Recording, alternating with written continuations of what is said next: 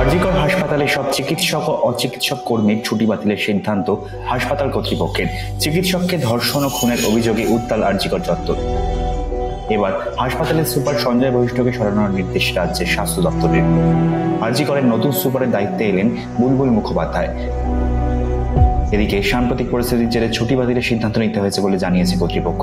ঘটনার আগে যাদের ছুটি অনুমোদিত ছিল তাদেরও আপাতত ছুটি বাতিল হবে বলে জানানো হয়েছে। গত শুক্রবার আরজিকর হাসপাতালের জরুরি বিভাগের 4তলা সেমিনার হলে চিকিৎসককে ধর্ষণ করে খুনের অভিযোগ ওঠে। পুলিশ তদন্ত শুরু করে এক সিভিক ভলেন্টিয়ারকে গ্রেফতার করে।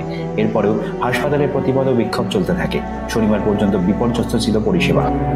রবিবার দুপুরে আরজিকর হাসপাতালে চিকিৎসক ও অচিকিৎসক কর্মীদের ছুটি বাতিলের সিদ্ধান্ত নেন কর্তৃপক্ষ। এই নোটিশ জারি করেছিলেন প্রাক্তন সুপার সঞ্জয় বশিষ্ঠ।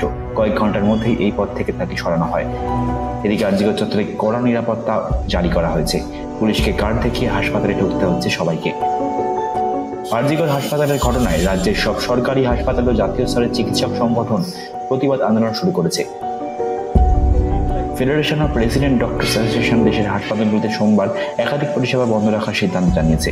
মঙ্গলবারও প্রতিবাদ কর্মসূচি ডাক দেওয়া হয়েছে।